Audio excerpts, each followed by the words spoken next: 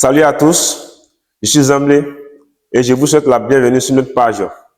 Aujourd'hui, nous allons explorer un sujet très important portant sur le champ magnétique. Vu des constats des autres pays, nous savons très bien qu'il y a certains pays qui sont vraiment à la porte de l'examen. C'est pourquoi on dit nous voudrons vous présenter un petit exercice qui porte sur le mouvement d'un particule dans un champ magnétique. Donc, si vous avez aussi de bonnes nouvelles sur la page, n'oubliez pas qu'à la fin de cette vidéo, n'oubliez pas de vous abonner et de suivre nos prochaines vidéos. Donc, sans plus tarder, nous allons passer à la présentation du sujet. Il a dit quoi? Il a dit que une particule chargée de charge Q qui est inférieure à 0. Une particule chargée de charge Q qui est inférieure à 0 entre dans une région où règne un champ magnétique. La question à savoir, est-ce que la particule, après son entrée dans la région où règne le champ magnétique, sera-t-elle déviée ou non? Cette région ici est représentée ici par cette portion de région que nous avons ici, les deux portions qu'il y a. Donc, c'est dans la portion de région qui est là, où règne le champ magnétique. Maintenant ici, le champ, la particule entre en haut, qui est considérée ici comme l'origine de notre repère. La particule ici rentre en haut et avec une vitesse V0. V0, ça ne veut pas dire qu'il y a une vitesse initiale, c'est plutôt la vitesse avec laquelle la particule pénètre au point O. En d'autres termes, c'est la vitesse de la particule au point O, origine du repère. Maintenant ici, est-ce que la particule après avoir rentré ici, sera-t-elle déviée? C'est ça que nous allons étudier ce matin. Voici les axes du repère. Un repère orthonomé, considéré orthonomé, O, I, J, K. C'est un repère d'espace.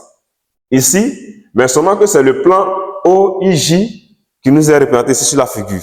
Mais en réalité, quand vous regardez très bien ce repère, vous ne voyez pas l'axe ou bien le vecteur unitaire K pour certains, mais en réalité, le vecteur unitaire K ici est un vecteur qui est placé de façon horizontale, c'est-à-dire perpendiculaire au plan du tableau.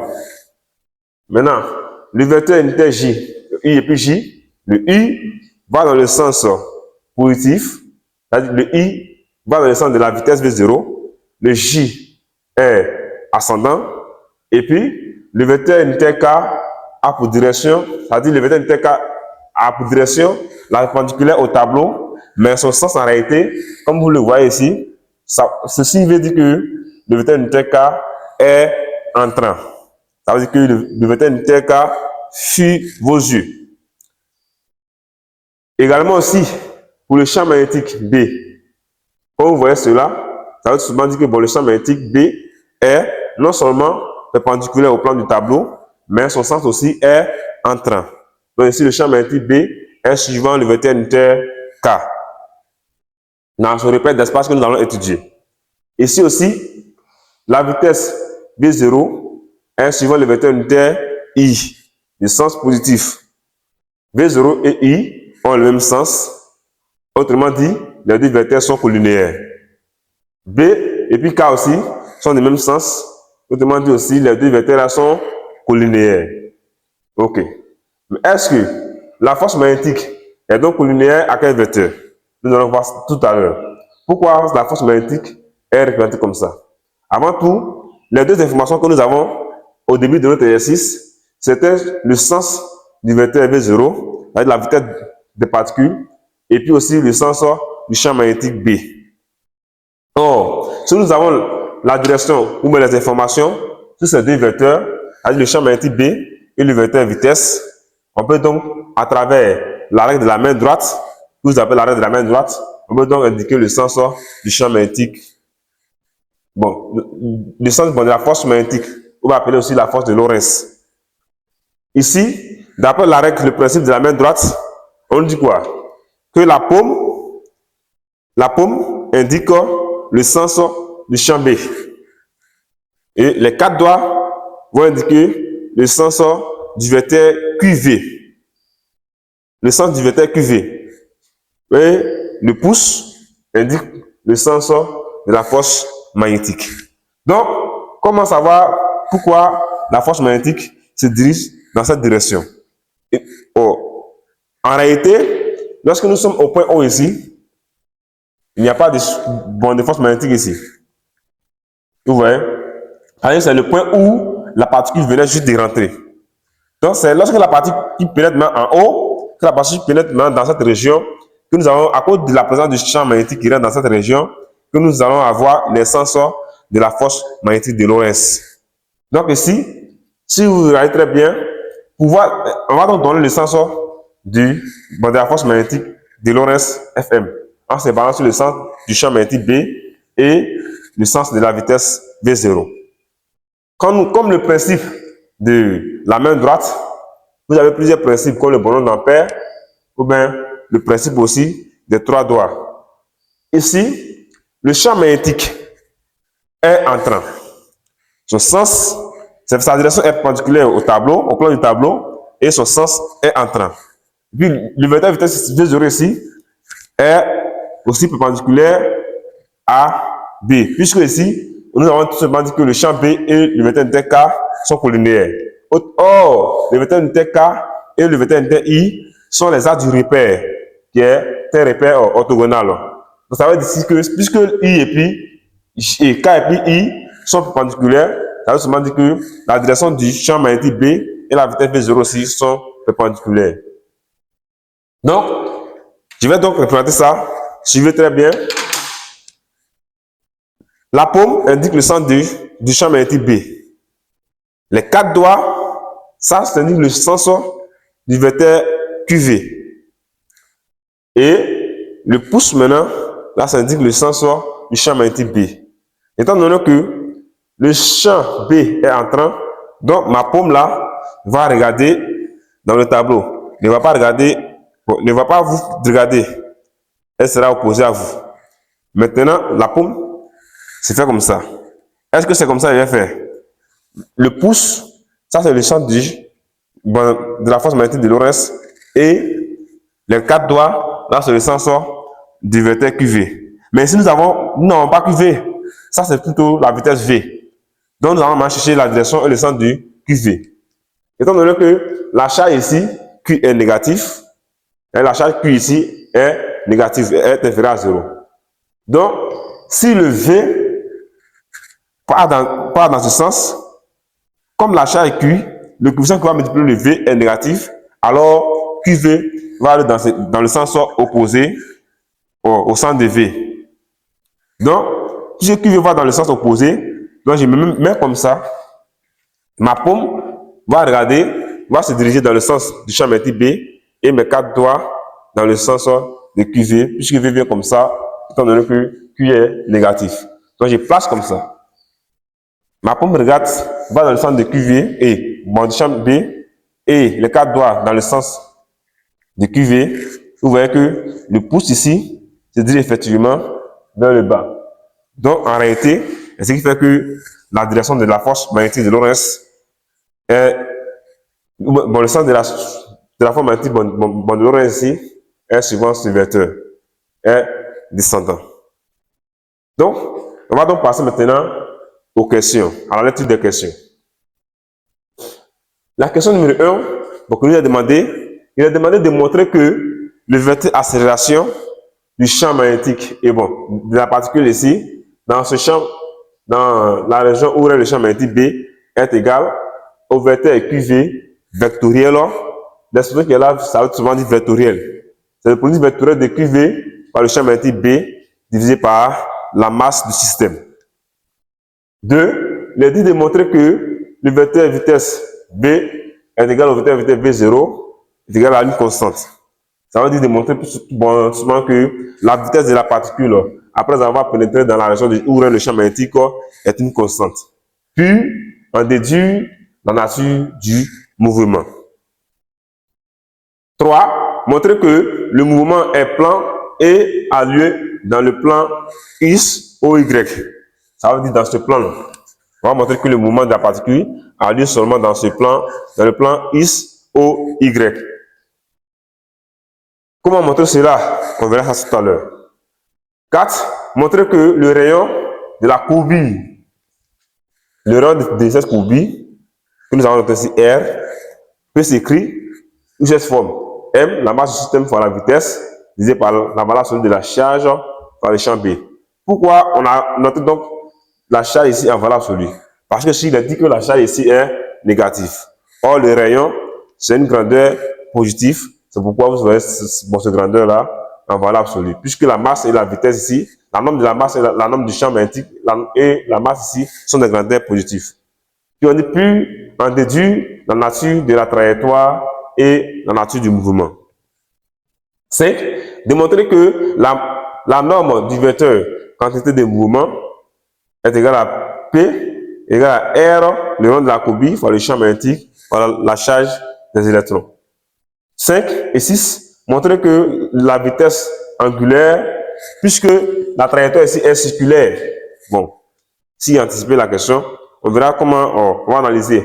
Montrer que la vitesse angulaire peut s'écrire sous cette forme, la valeur de la charge Q par le champ magnétique B divisé par la masse. Et déduire l'expression de la période T et de la fréquence N. 7. On suppose maintenant que la déviation des électrons est très faible.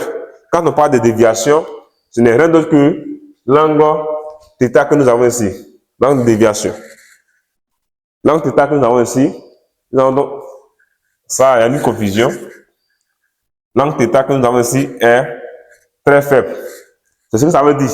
En réalité, la déviation, c'est rien d'autre que l'angle θ. Faible et que, avec les faibles déviations, la longueur L est très négligeable devant cette longueur. Voici la longueur L est très négligeable devant cette longueur grand L. Voici les conditions de la déviation très faible. Maintenant, les questions dans la partie 7, il dit de montrer que la déviation magnétique θ, la déviation magnétique θ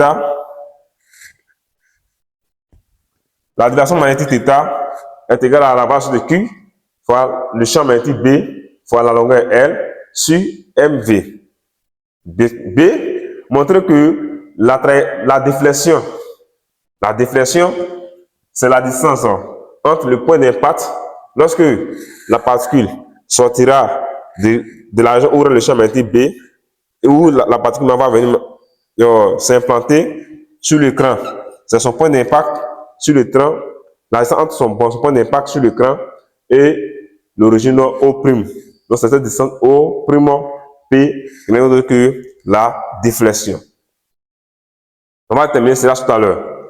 Puis on dit qu'il fait quoi? De déduire que la déflexion Y et la norme du champ magnétique B sont proportionnelles, puis donner l'expression de la coefficient de proportionnalité K. Donc, après avoir fait une brève lecture des questions, avant de passer à la résolution de ces questions, l'une après l'autre. Mon cher ami, avant de passer à la résolution de notre exercice, il a dit de montrer que le vecteur d'accélération des particules magnétiques ici est égal à QV vectoriel, le champ magnétique B, divisé par la masse du système. Pour pouvoir bien répondre à cette question, nous allons d'abord faire une étude parcellaire que nous appelons étude dynamique. Donc, ça veut dire l'inventaire des forces. D'abord, on va ici mettre premier tiret ici. Premier point, on va d'abord présenter le système. Système, 2 points. Ici, les particules chargées. Ce sont les particules. Un ensemble de particules, on met S ici, chargées.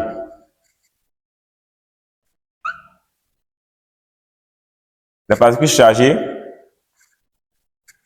de charge Q inférieure à 0.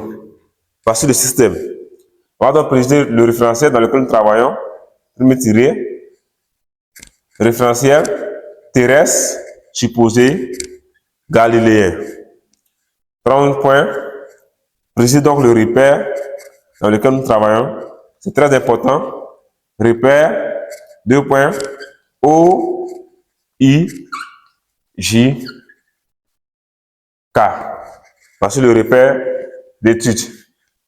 Après avoir présenté le repère, on va nous donner maintenant l'inventaire des forces que vous appelez bilan des forces. Bilan des forces extérieures. Bilan des forces extérieures au système.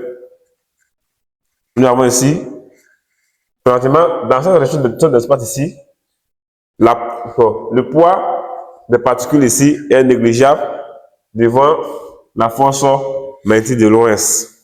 Donc ici, on a seulement qu'ici, la présence d'une seule force, appelée Fm ici, la force de Lorentz, 2 points, la force de Lorentz, le vecteur Fm à l'indice, ou seulement dire la force magnétique. Après avoir fait l'inventation des forces, l'inventaire des forces, on a appliqué ce qu'on appelle le théorème du centre d'inertie. Le théorème du centre d'inertie. Le théorème du centre d'inertie nous dit quoi? Ce théorème nous dit que lorsque nous considérons un système, la somme de toutes les forces extérieures au système est égale au produit de la masse du système multiplié par le vecteur accélération.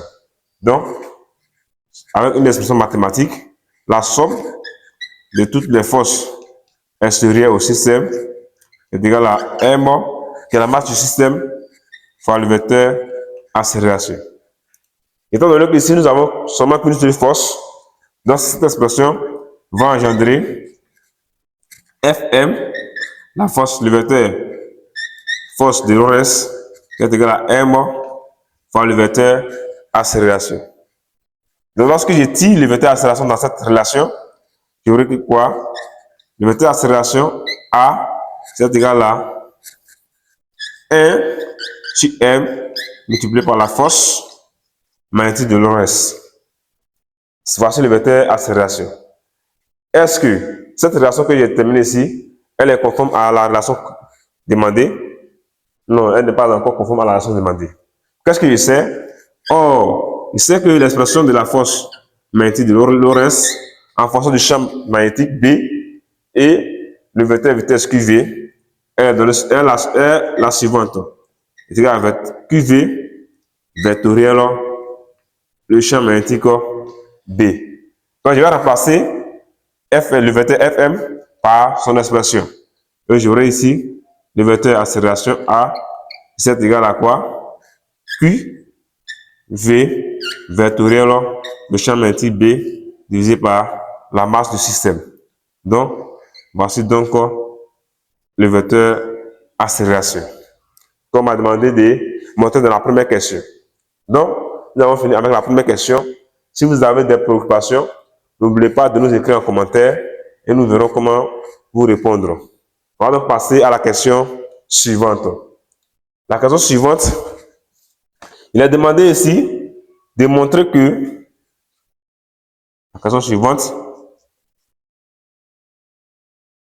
ça veut dire tout simplement de montrer que la vitesse des particules, après avoir pénétré dans la zone où le champ magnétique ici, est constante. C'est ce que nous allons montrer tout à l'heure. Puis, donc ici, on va répondre à la deuxième question. On va montrer que la vitesse, que le vecteur vitesse ici est une constante. Comment nous allons montrer cela? Donc, suivez très bien. Ici, il y a deux méthodes. Soit, nous allons essayer d'appliquer ici le théorème de l'énergie cinétique. Bon, et c'est cette méthode que nous allons utiliser ici. Ou bien soit l'autre théorème que vous connaissez très bien. La particule entre ici pénètre au point O et à l'intérieur de ce champ magnétique, elle est déviée, elle a une trajectoire circulaire jusqu'au point M ici. On sait que lorsque nous allons vouloir calculer la puissance de la force de Lorentz, on va dire quoi? On sait que la puissance notée P de la force de Lorentz est égale à quoi? La puissance d'une force, c'est rien d'autre que le produit scalaire de cette force par le vecteur vitesse. Donc, ça fait ici quoi? Ça fait ici la force Fm scalaire le vecteur vitesse V. Maintenant, la puissance d'une force a deux expressions. Et cette même puissance ici, ça c'est une expression en fonction de la vitesse V. Et cette même puissance de la force magnétique peut se mettre sous forme de travail, le quotient du travail de la force magnétique divisé par l'unité de temps, par rapport à l'unité de temps. Voici encore une autre expression de la puissance. Donc, ici, puisque nous travaillons dans un repère orthonormé, nous avons tout simplement dit ici que la vitesse ici, V, est suivant le vecteur unitaire KRI, y compris aussi la force magnétique de Lorentz est aussi suivant le vecteur unitaire J. Donc, si la vitesse est suivant le vecteur unitaire I et la force magnétique de Lorentz est suivant le vecteur unitaire J, on peut donc les écrire comme ça. On aura ici donc la puissance de la force F serait égale à quoi? La norme du vecteur Fm suivant le vecteur unitaire J scalaire la norme de la vitesse V suivant aussi son vecteur unitaire I. Étant donné que les deux sont les scalaires, on peut donc les faire sortir. Ça va faire ici Fm fois V qui multiplie le vecteur J scalaire du vecteur I. Étant donné que nous travaillons dans un repère orthonormé, ça veut dire que la direction des vecteurs J et I sont perpendiculaires. Donc, ça veut dire que si les directions sont perpendiculaires, ça veut tout simplement dire que les vecteurs I et J sont orthogonaux plutôt. Donc, si les deux vecteurs sont orthogonaux, leur produit scalaire sera combien? Sera que 0. Donc, puisque les deux vecteurs sont orthogonaux, leur produit scalaire ici est égal à 0. Donc, si le produit scalaire ici est égal à 0, ça va donc annuler l'expression de la puissance magnétique, de la puissance de la force Fm. Donc, si la puissance de la force Fm est égale à 0, nous savons quoi?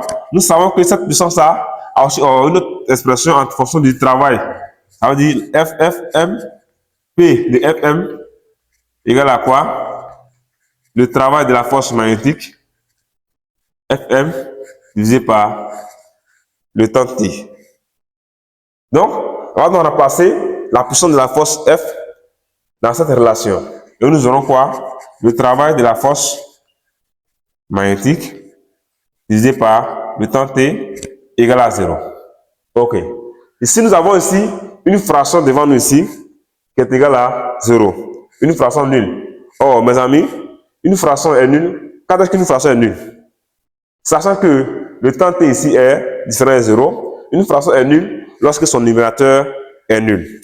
Donc, avec ici, précision, le temps T est différent de 0.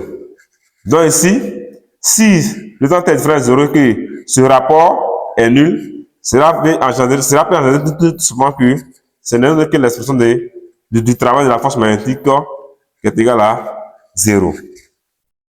Étant donné que dans notre système ici, nous n'avons seulement que la présence de la force magnétique, on va essayer d'appliquer le théorème d'énergie cinétique. Lorsque nous appelons le théorème d'énergie cinétique, le théorème qui veut dire le théorème d'énergie cinétique, nous avons quoi? La variation de l'énergie cinétique est égale à la somme des travaux de toutes les forces extérieures. Donc, ici, nous savons quoi? Nous n'avons qu'une seule force extérieure ici, qui est la force magnétique de Lorentz. Or, la variation de l'énergie cinétique n'est autre que l'énergie cinétique finale moins l'énergie cinétique initiale est égal à quoi? Le travail de la force magnétique de Lorentz, puisque c'est le travail de la somme de toutes les forces extérieures. Mais ici, nous avons seulement que la présence d'une seule force, qui est la force magnétique de Lorentz. Or, l'énergie cinétique en général est égale à quoi? 1 demi du produit de la masse fois la vitesse au carré. Donc, lorsque nous appliquons ici l'expression du théorème et de l'énergie cinétique finale, on va tout simplement mettre F à l'indice et F à l'indice de V ici. Donc, ça va ici quoi? 1 demi de M fois la vitesse finale au carré, moins aussi 1 demi de M. Comme c'est l'énergie cinétique initiale, on mettrait ici la vitesse initiale au carré, qui est égal au travail de la force magnétique Fm. Or, nous avons démontré plus haut que le travail de la force magnétique Fm est équivaut à 0. Donc, si ce travail, or, le travail de la force magnétique Fm est égal à 0. Donc, ce qui va engendrer ici que 1 demi de la masse fois la vitesse finale au carré, moins 1 demi fois la masse fois la vitesse initiale au carré égale à 0. Or, Vf au carré et Vi au carré ont le même coefficient qui est 1 demi de la masse Fm. Donc, cette expression peut engendrer que 1 demi de la masse facteur de la vitesse finale au carré moins la vitesse initiale au carré égale à 0. Lorsque nous factorisons cette expression, en mettant le facteur commun 1 demi de la masse en facteur, on aura cette expression. Ce produit qui est égal à nul. Du fait que la masse du système ici est différente de 0 et que 1 demi aussi est différent de 0. Donc, si ce produit est nul, cela engendre tout simplement que ce n'est pas que la vitesse initiale au carré moins la norme de la vitesse, la vitesse finale au carré moins la norme de la vitesse initiale au carré est égale à 0. Donc, en résolvant cette équation, on dira que la vitesse finale au carré est égale à la vitesse initiale au carré. Donc, on a l'égalité entre deux carrés. Cela peut donc engendrer tout simplement que la vitesse finale est égale à la vitesse initiale. Étant donné que la vitesse finale des particules est égale à la vitesse initiale des particules, on peut tout simplement dire que la vitesse des particules est inchangeable au cours du temps. Donc, ça veut dire que la vitesse reste la même. La vitesse avec laquelle les particules ont pénétré dans le champ magnétique B, c'est avec cette même vitesse que les particules vont sortir au point M dans la zone où est le champ magnétique B. Donc, on veut tout simplement dire que pendant le mouvement des particules dans cette région d'espace, la vitesse des particules ici reste constante. Donc, on peut donc tirer une conclusion ici pour dire que la vitesse, puisque la vitesse finale est égale à la vitesse initiale, nous allons montrer ici que cette vitesse est égale à la vitesse V0, et la vitesse initiale, qui est une constante. Donc, par conséquent ici, donc, la vitesse V égale à la vitesse V0, qui est égale au vecteur constant, tout simplement. Donc, voici donc comme il faut montrer que la vitesse des particules dans un champ magnétique est constante. Donc, si vous avez aussi des préoccupations sur cette démonstration, contactez-nous après cette vidéo. N'oubliez pas de nous écrire en commentaire et nous verrons comment répondre à vos préoccupations. Donc, on va passer maintenant au deuxième volet de notre question. Il était demandé de montrer que la vitesse des particules ici est constante et puis en déduire la nature du mouvement. Ici, étant donné que la vitesse ici est constante, or, dans les leçons passées, comme le cours sur les mouvements des particules, nous avons vu que lorsque la vitesse des particules est constante, ça veut dire que nous sommes dans le cas d'un mouvement uniforme. On ne peut pas dire rectiligne. Les mouvements uniformes. Pourquoi ne pas dire retenir? Parce qu'on ne connaît pas d'abord la nature de la trajectoire. Mais si on connaît la nature de la trajectoire, là, on peut souvent dire que nous avons affaire à un mouvement retenu uniforme. Mais le mot uniforme ici prend son sens seulement que par la variation de la vitesse. Donc ici, on dirait tout simplement que comme la vitesse V est égale à la vitesse V0, qui est une constante, qui est un vecteur constant, non seulement que le mouvement est uniforme. Voilà, le mouvement est uniforme. On s'arrête là. On ne dit pas que le mouvement est retenu uniforme. Parce qu'on ne connaît pas d'abord la nature de la trajectoire. Donc, sans plus tarder, on va passer à la question suivante. La question numéro 3. Montrons que le mouvement des particules ici est plan et a lieu dans les plans X, O, Y. Ça veut dire a lieu dans le plan du tableau. Comment on va montrer cela? Ce n'est pas compliqué. Donc, suivez très bien et soyez attentifs. Je peux donc aller d'abord de la vitesse. Nous venons dans la question précédente montrer que les vecteurs de vitesse étaient constants. Ça, c'est déjà une bonne chose. Mais ici, on va se baser plutôt sur les axes du repère. Nous allons donc faire un bref résumé sur le cours des cinématiques passées. Lorsque vous avez, par exemple, c'est un rappel, un point matériel M qui est en mouvement dans un repère et dont l'expression de l'équation horaire est sous cette forme. Et que la vitesse E, la vitesse par exemple est égale à 3t, voilà la fonction de t, et que Y par exemple est égal à 2, et que Z par exemple est égal à 3t carré moins 2. Lorsqu'on vous dit de montrer que ici le mouvement est plan, qu'est-ce que vous avez fait? Puisque vous avez constaté que ça c'est l'abscisse du point M, qui est ici, qui est égal à 3t. Dans cette expression ici, il y a une variable t. Donc, dans cette expression Y ici, il n'y a pas de variable t, c'est une constante 2, qui est égale à 2. Et l'expression du mouvement de M sur la cote Z est égale à 3t carré moins t. C'est aussi une fonction du temps t.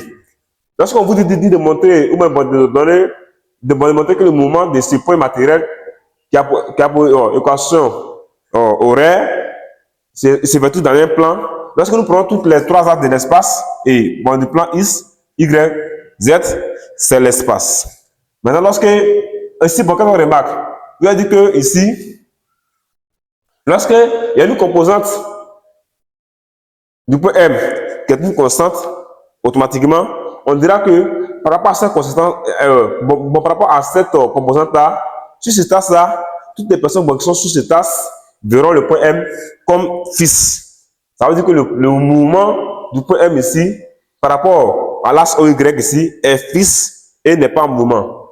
Donc, dans ce cas, puisque la composante Y, qui est une constante ici, parmi les trois composantes ici, on dira souvent que le mouvement, le point M ici, est en déplacement par rapport aux deux axes OX et OY. Parce que c'est son expression, sa position sur ces deux axes-là varie en fonction du temps T. Voilà pourquoi vous avez des variables ici. Dans ce moment, on dira que le mouvement de ce point M ici a lieu dans le plan O, X, Z. Pourquoi? Parce que sa composante suivant Y ici est une constante.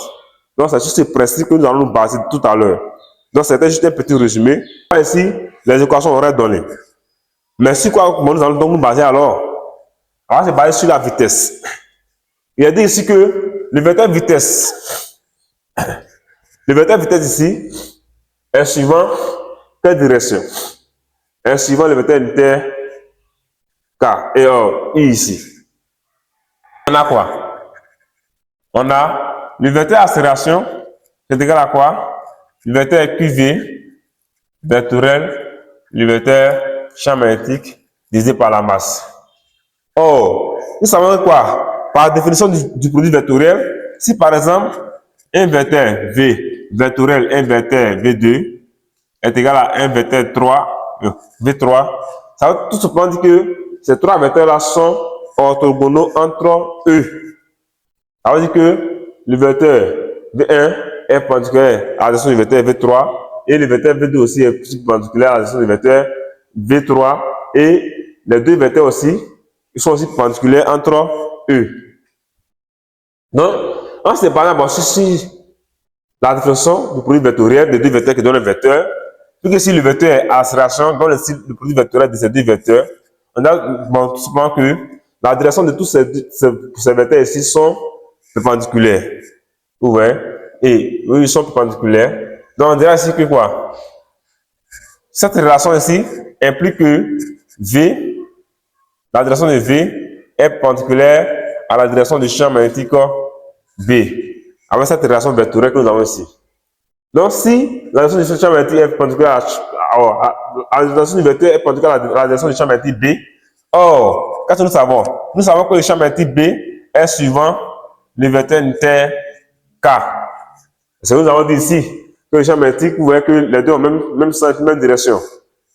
Leur direction est perpendiculaire au plan du tableau. Donc ici, ces deux vecteurs-là ont la même direction. Donc si B est suivant K et que V est perpendiculaire à la direction de P, ça veut tout simplement dire que le vecteur vitesse V est aussi perpendiculaire à la direction de K. Pourquoi?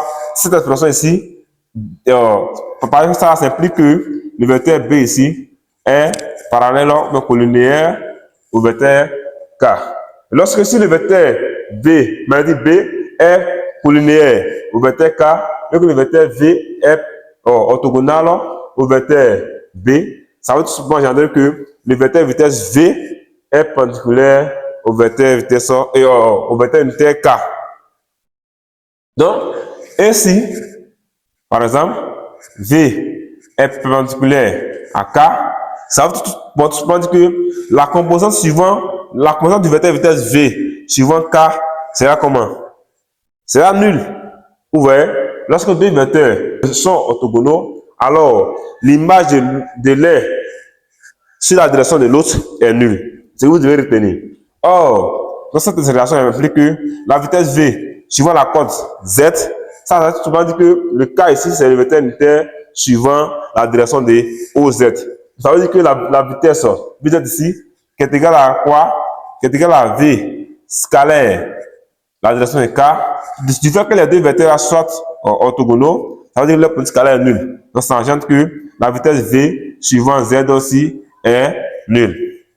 Or, si la vitesse V suivant Z ici est nulle, et nous savons que la vitesse V suivant Z est égale à la dérivée de la cote Z, la position Z par rapport au temps T. Si la norme de la vitesse V par rapport à la cote Z est nulle, ça veut tout simplement dire que la dérivée de Z par rapport au temps T est nulle.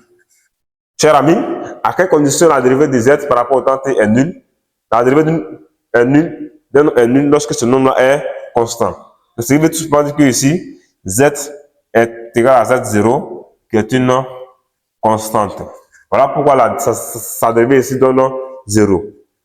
Du fait que sa dérivée ici donne 0, et que Z0 soit une constante, alors on dira que les composantes du point M, le Z aussi c'est aussi une composante du point M.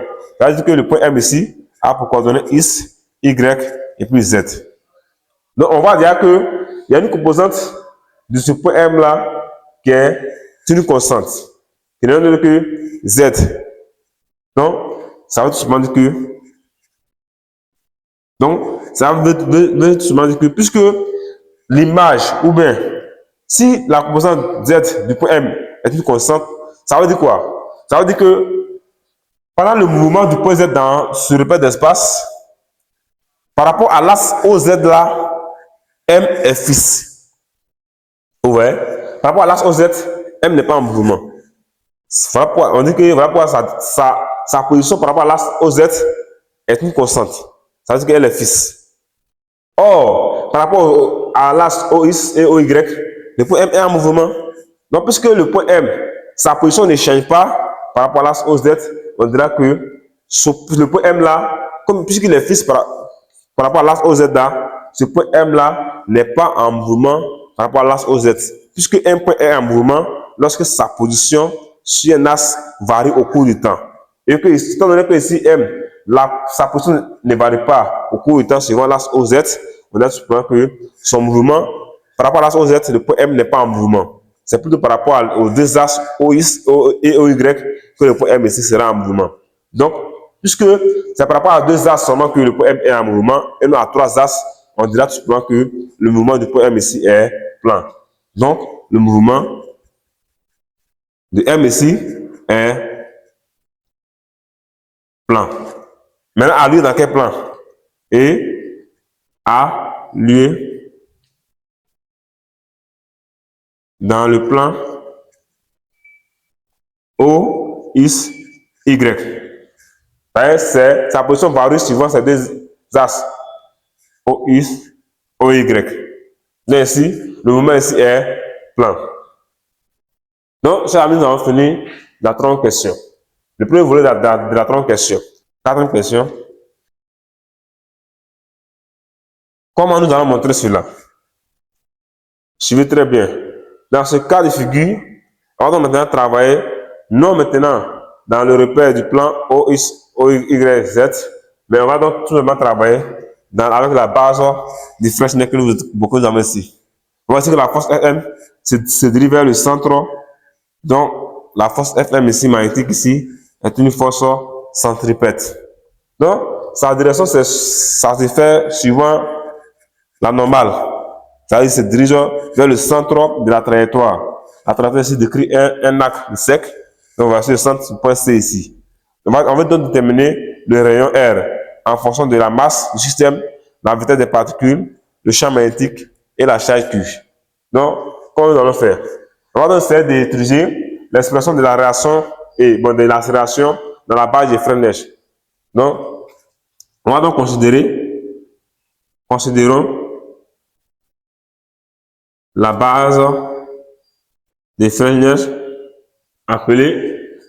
Dans cette base-là, nous voyons que c'est le point M qui est considéré comme l'origine de la base, de ce repère. M, le vecteur taux, puis le vecteur normal N ici. Or, l'expression de l'accélération dans la base de frein neige, nous savons que c'est égal à quoi? L'accélération dans la base de frein neige est égale à l'accélération suivant la tangentielle taux plus l'accélération AN suivant la normale N. Voici donc l'expression de l'accélération. Or, chers amis, cette expression implique quoi? L'accélération ici du point M. Suivant la tangentielle, c'est non que la dérivée de la norme de la vitesse par rapport au temps t. Suivant tout. Plus l'accélération suivant la normale est égale à quoi? L'accélération suivant la normale est égale à la norme de la vitesse au carré divisé par les rangs de courbure R suivant le vecteur unitaire N. Or, si nous allons plus haut, nous avons montré dans la question précédente que la vitesse des particules dans ce champ magnétique était une constante. Donc, cette vitesse est constante, cela va engendrer un 0 ici. La dérivée d'une constante par rapport à une variable est égale à 0. Donc, on a 0 suivant le vecteur unitaire taux. Donc, l'expression de l'accélération ici se réduit tout simplement à V au carré sur R suivant la normale N. Ça veut dire que l'accélération ici est suivant la normale N. Donc, si l'accélération est suivant la normale N, ça veut tout simplement dire quoi? La norme de l'accélération est égale à quoi? La norme V0 sur R. Puisque N ici, c'est un vecteur unitaire de cette base. Sa norme ici vaut 1. Donc, qu'est-ce que nous savons? Or, en plus de ça, nous savons tout simplement que le vecteur accélération lui-même est égal à QV vectoriel du champ B divisé par la masse M. Ça, c'est le vecteur accélération. Maintenant, ça aussi, c'est égal à quoi? Q. Donc, voilà, Q sur M partir de V vectoriel B. Ouais. Donc, si on prend la norme de A, qui est égale à A, on dirait quoi? Puisque c'est la norme de A qui n'est pas négatif, donc on va prendre la charge qui est en valeur absolue. La masse est une constante positive, donc on la note comme ça. Et du fait que, non, on va multiplier la norme du vecteur V vectoriel B. Or, par définition du produit vectoriel, il a dit que lorsque deux vecteurs sont perpendiculaires, alors leur produit vectoriel est égal à la norme de l'autre fois la norme de l'autre. Donc, il y aurait aussi quoi? Voilà sur de Q qui va multiplier la norme de V par la norme de B sur la masse M. Voici donc l'expression de l'accélération. Donc, on va venir remplacer l'accélération A ici dans cette expression que nous avons ici. Donc ici, je vais appeler ça par exemple 1 et puis ici 2. Donc on va dire 2 dans 1 implique quoi? Q fois V fois B sur la masse M égale à V au carré sur le rayon R. Puisque dans cet cas des égalités, il y a V puis il y a V carré, je vais simplifier un V. Donc, je vais tomber sur, il va y avoir la solide de Q fois B. On n'a plus la présence de V ici. Sur M, c'est égal à 1V ici, par seulement sur R. Dans cette relation, on va essayer de tirer le rayon R. Donc, en faisant le produit du quotient, c'est R fois Q fois B, c'est égal à M fois V, c'est l'égalité de quotient. Donc, puisque ici, ce coefficient-là multiplie R, donc lorsque je tire le R ici, en tirant le R, j'aboutis à quoi? À M V sur la charge Q fois la norme du champ magnétique B. Voici donc le rayon. Étant donné que la charge est une constante, la masse est une constante, et la vitesse, la norme de la vitesse aussi est une constante, et le champ aussi est une constante. Donc on dira que R ici est finalement une constante. Donc puisque ici le rayon de la courbe ici est une constante, on dira tout simplement que la trajectoire est circulaire. Donc,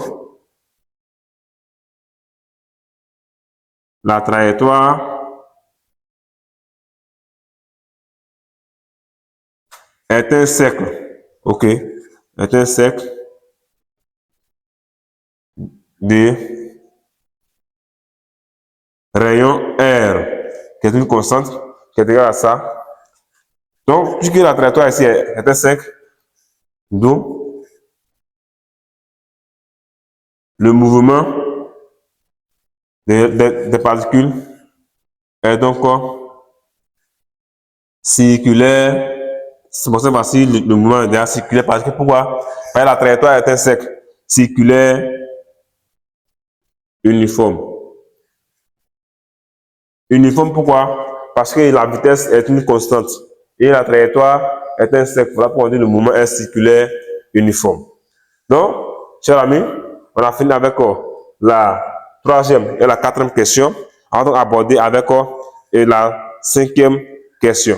Si vous avez aussi des préoccupations sur cette question, la troisième question et la dernière question, n'hésitez pas à nous écrire en commentaire vos préoccupations et nous verrons comment il faut répondre à votre préoccupation pour vous aider mieux dans la compréhension du champ magnétique V. Donc, on va passer à la résolution des questions suivantes.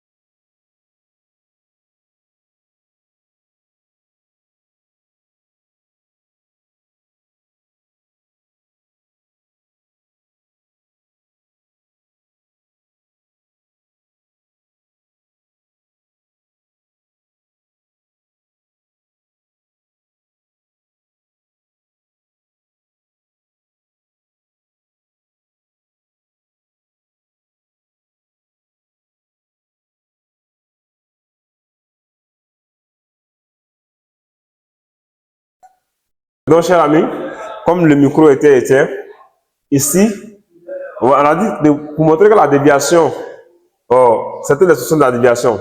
Il était demandé de montrer que la déviation θ est égale à Q, B fois L sur MV. Donc, on sait que la longueur de l'arc OM est égale à R fois θ. Or, si cette longueur est égale à R fois θ, ça c'est une relation trigonométrique. La longueur d'un arc est égale au rayon de cet angle de cercle-là fois la mesure de l'angle en radian. Donc, ce qui va engendrer que R fois θ est égal à L. Pourquoi L? Elle prend ici la distance de l'arc oméga. Parce que, tout va passer quoi? Parce que nous sommes dans le cas de déviation très faible, où θ ici, où la longueur OM ici, tend à se rapprocher vers la longueur M ici. Donc, pour les déviations très faibles, OM égale à L. Voilà pourquoi vous avez ici cette expression. Mais θ ici égale à quoi? Lorsque nous tournons θ dans cette expression, θ c'est égal à quoi? La longueur L divisée par le rayon. Or, le rayon R égale à quoi? MV sur QB. Donc, en remplaçant le rayon M ici, dans cette expression ici, par son expression, c'est l'inverse du rayon, on a pu parler de cette relation. Avec L fois l'inverse du rayon, en prenant l'inverse de cette relation, on donne ici R fois QB sur MV. Donc, par conséquent, on donne l'expression de la déviation θ. La question qui suivait est de montrer que la déflexion grand Y égale à O'P fois Q, qui est égal à QBL fois grand L sur MV. La déflexion. Qu'est-ce qu'on sait? Lorsque nous venons ici, la déflexion, c'est cette distance qu'on veut calculer. O'P. Donc, pour ce faire, on va considérer le triangle KPO', rectangle en O'. La tangente θ, c'est quoi? La tangente, c'est O', le côté opposé à l'angle θ divisé par le côté adjacent. Ça va être grand Y sur O', K. Pour les petites associations, pour les petites déviations, O', K égale à O', K égale à grand L. Ça, c'est pour les petites déviations. Donc, ça veut dire que cette expression va se réduire à quoi? À tangente θ égale à grand Y sur L. Avec tangente θ égale à pratiquement égal à θ. θ est très faible. Donc, si on tire θ, on va venir remplacer tangente θ dans cette expression. Donc, θ c'est égal à quoi? Grand Y sur L. Donc, en tirant grand Y ici, ça fait θ fois grand L. Or, θ égale à quoi? θ égale à Q, B, L sur MV. En remplaçant θ par son expression dans cette égalité, on aura donc la déflexion magnétique corps qui est égale à grand L fois Q, B fois L sur MV, qui est même que l'expression demandée. Donc, après avoir fini avec la déflexion, on va donc passer à la toute dernière question. La question de montrer que, la question C, montrer que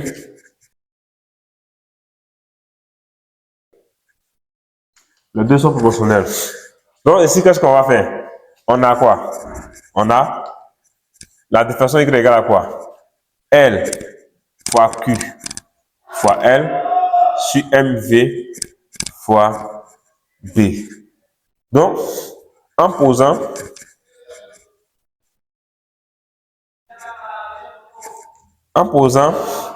que L, Q, L sur MV, tout ça qui est une constante, qui est égal à une constante K, on aura tout simplement que Y est égal à K fois B, le champ magnétique B.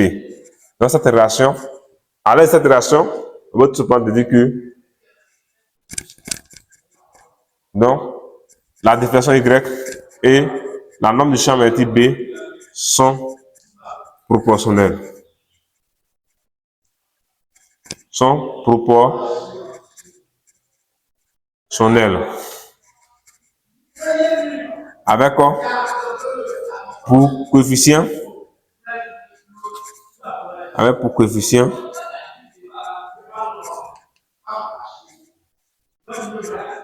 des proportionnalités, avec coefficient des proportionnalités,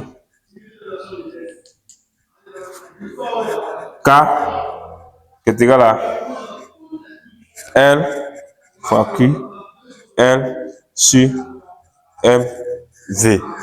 Donc, chers amis, ceci étant, donc mis thème à notre exercice. Donc, si vous avez aussi des préoccupations sur la partie que nous allons de voir là, n'hésitez pas à nous écrire en commentaire et de suivre nos prochaines vidéos. Et vous allez bien comprendre que les champs magnétiques ne sont rien d'autre qu'un G. Donc, ceci étant, nous sommes au terme de notre exercice pour l'objet du jour. Si vous êtes aussi nouveau sur la chaîne, n'oubliez pas de vous abonner afin de suivre davantage nos prochaines vidéos. Et n'oubliez pas de nous écrire en commentaire sur vos différentes préoccupations et nous verrons comment vous répondre correctement à vos préoccupations pour mieux vous aider dans les champs magnétiques. Donc, bon chance pour la suite.